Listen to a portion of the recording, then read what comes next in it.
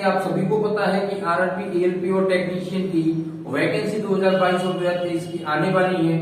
और दोस्तों इनकी जो भर्तियां होंगी वो मिशन मोड के तहत होंगी, यानी कि दोस्तों भर्तियों को काफी जल्दी कंप्लीट कर दिया जाएगा। ठीक है, तो दोस्तों ये है अपने पास आरआरबी, एएलपी एंड टेक्नीशियन 2022-2023 और दोस्तों लगभग 7500 प्लस वैकेंसी है। ठीक है, जिनका नोटिफिकेशन आपको दिसंबर के एंड या मिड दिसंबर में आपको देखने को मिल सकता है। ठीक है, चलिए दोस्तों बात करते हैं इनकी क्वालिफिकेशंस के ऊपर कि क्या क्या आपको क्वालिफिकेशंस चाहिए। दोस्तों अगर बात करें क्वालिफिकेशंस की तो आपको क्या क्या क्वालिफिकेशन चाहिए, चलिए जानते हैं।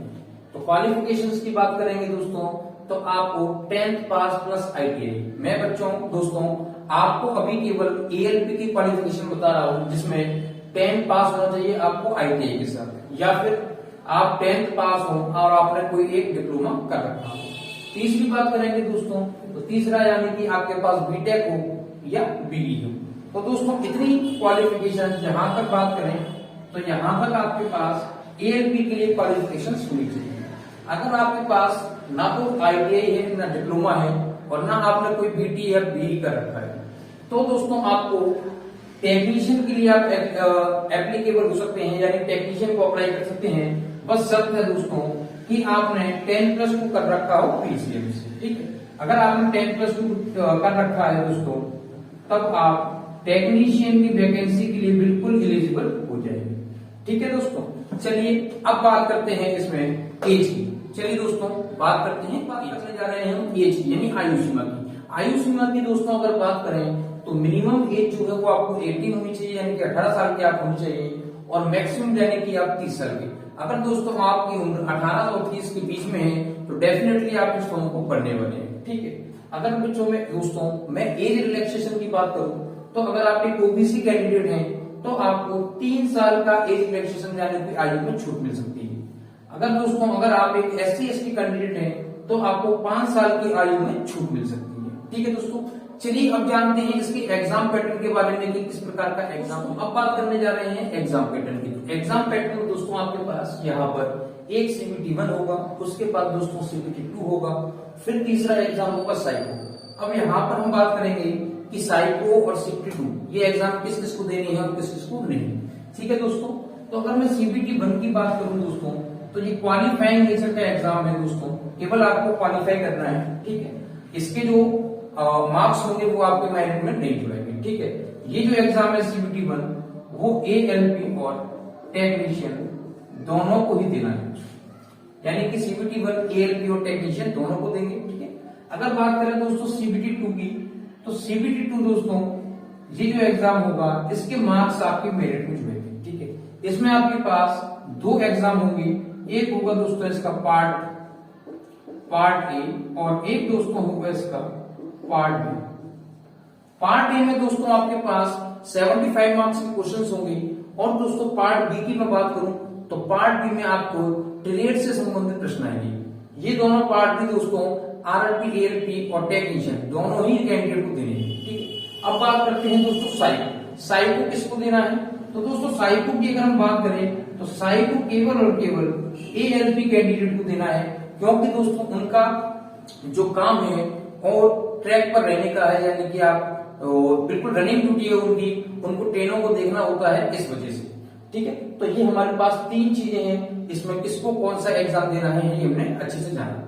अब बात करते हैं दोस्तों कि CBT 1 में कितने मार्क्स आएंगे, कितने क्वेश्चंस होंगे, मैथ्स के कितने होंगे, रीजनिंग के कितने होंगे, या CBT 2 में क्या। दोस्तों बात करें कि CBT 1 का पैटर्न क्या होने वाला है तो दोस्तों CBT 1 में आपके पास मैथ्स के 20 क्वेश्चंस होंगे और रीजनिंग के 25 क्वेश्चंस होंगे, और दोस्तों साइंस के 20 क्वेश्चन होंगे, और जीएस और करंट अफेयर्स की बात करें तो क्वेश्चन केवल 10 होंगे।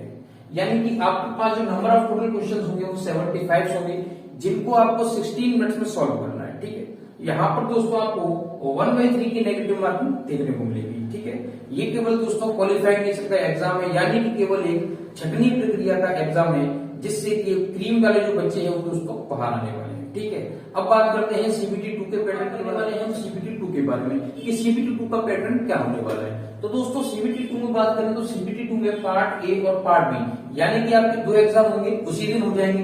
ठीक है, लगातार यानी कि आपको बाहर निकलने का मौका नहीं होगा। CBT 1 का पार्ट ए के तुरंत बाद दोस्तों पार्ट बी हो जाएगा। ठीक है, ये जो एग्जाम है पार्ट ए और पार्ट बी, ये दोस्तों दोनों को देना है, ALP और टेक्नीशियन दोनों को। ठीक है, अब बात करते हैं पार्ट ए की। तो दोस्तों पार्ट ए में आपको मैथ्स के 25 क्वेश्चंस मिलेंगे और रीजनिंग के 25 मिलेंगे। उसी प्रकार से साइंस के दोस्तों आपको 40 क्वेश्चंस देखने को मिलेंगे और GS और करंट अफेयर्स की बात करेंगे दोस्तों तो आपको केवल 10 क्वेश्चन देखने को मिलेंगे। यानी कि दोस्तों आपके पास जो नंबर ऑफ टोटल क्वेश्चंस होंगे वो 100 हो जाएंगे और दोस्तों आपको सॉल्व करने के लिए जो टाइम मिलेगा वो 90 मिनट्स मिलेगा और दोस्तों 1/3 की यहाँ पर नेगेटिव मार्किंग आपको देखने को मिलेगी। यानी कि दोस्तों यहाँ पर आपको 1/3 की नेगेटिव मार्किंग देखने को मिलेगी और दोस्तों आपके एग्जाम को क्वालिफाई करने के लिए ये वाला जो पोर्शन, ये वाला जो दोस्तों पार्ट है वो बहुत ज्यादा इंपॉर्टेंट होने वाला है, क्योंकि यहीं पर दोस्तों आपकी मेरिट बनेगी। ठीक है, अब बात करते हैं दोस्तों पार्ट बी, जो कि ALP और टेक्नीशियन दोनों को देना है। तो दोस्तों यहाँ पर आपको 75 क्वेश्चंस मिलेंगे जो कि आपके ट्रेड के होंगे, यानी कि आपने कौन सी ट्रेड सेलेक्ट कर रखी है उसके आधार पर होंगे। PCM वालों की बात करेंगे तो सर PCM को क्या मिलेगा, तो दोस्तों PCM को मैथ्स के यानी कि 10th लेवल की जो मैथ्स होगी उसके दोस्तों प्रश्न आपको देखने को मिलेंगे। यहाँ पर दोस्तों सॉल्व करने के लिए आपके पास 16 मिनट्स होंगी और दोस्तों यहाँ पर आपको कोई भी नेगेटिव मार्किंग नहीं है, यानी कि दोस्तों यहाँ पर आपका कितना भी आप गलत करेंगे आपका नहीं काटा जाएगा और दोस्तों यहाँ पर आपको केवल मिनिमम पास होने के लिए 35% जो मार्क्स हैं वो लाने हैं। दोस्तों अगर यहाँ पर आप 35 मार्क्स लेकर आएंगे तो दोस्तों आप यहाँ क्वालिफाई माने जाएंगे, वरना दोस्तों अगर आपका जो हिसाब है वो 35 मार्क्स से नीचे रह गया, 35% से नीचे रह गया तो दोस्तों आप क्वालिफाई नहीं माने जाएंगे, आप डिस्क्वालीफाई कर देंगे, चाहे आप यहाँ पर कितना भी अच्छा परफॉर्मेंस करते हैं फिर भी। ठीक है दोस्तों, इसके बाद दोस्तों हम बात करेंगे अगले अपने एग्जाम की जो है साइको। दोस्तों CBT 3 जो होगा आपका, CBT 3 दोस्तों साइको होगा। साइको की दोस्तों मैं बात करूं तो साइको केवल ALP वालों को देना है, क्योंकि दोस्तों उनकी जो ड्यूटी रहती है वो इस प्रकार की रहती है ताकि उनका जो दिमाग है वो हर समय सचेत रहे। इस वजह से दोस्तों केवल साइको ALP वालों को देना है, टेक्नीशियन वालों को नहीं। ठीक है दोस्तों, चलिए इसके बाद दोस्तों बात करेंगे कि इनकी सैलरी, जिसकी दोस्तों हर बच्चे को चाहा है कि कितनी सैलरी मिल जाती है, कितनी क्या मिलती है। आइए दोस्तों अब बात करते हैं इसकी सैलरी की। दोस्तों अब बात करने जा रहे हैं हम सैलरी की, जो कि एक इम्पोर्टेंट टॉपिक है। ठीक है दोस्तों, इसका जो है विस्तार से वर्णन दोस्तों या आपको डिटेल में हम अगली वीडियो में जानकारी देंगे। यहाँ पर मैं आपको केवल यहाँ पर इनके ग्रेड पे के बारे में बताऊंगा। ठीक है, हर बच्चे को जानकारी रहती है कि हमको कितनी सैलरी मिलेगी। तो दोस्तों अगर आप ALP से ज्वाइन करते हैं तो आपका जो ग्रेड पे है वो 1900 होगा और इसमें दोस्तों आपके बहुत सारे अलाउंसेस जुड़ेंगे, जिसमें एक अलाउंसेस का रोल बहुत तगड़ा है जिसको किलोमीटर अलाउंस बोलते हैं। वो सब जुड़ने के बाद दोस्तों आपकी जो सैलरी है वो लगभग 40 to 45,000 के अप्रॉक्स पहुंचने वाली है।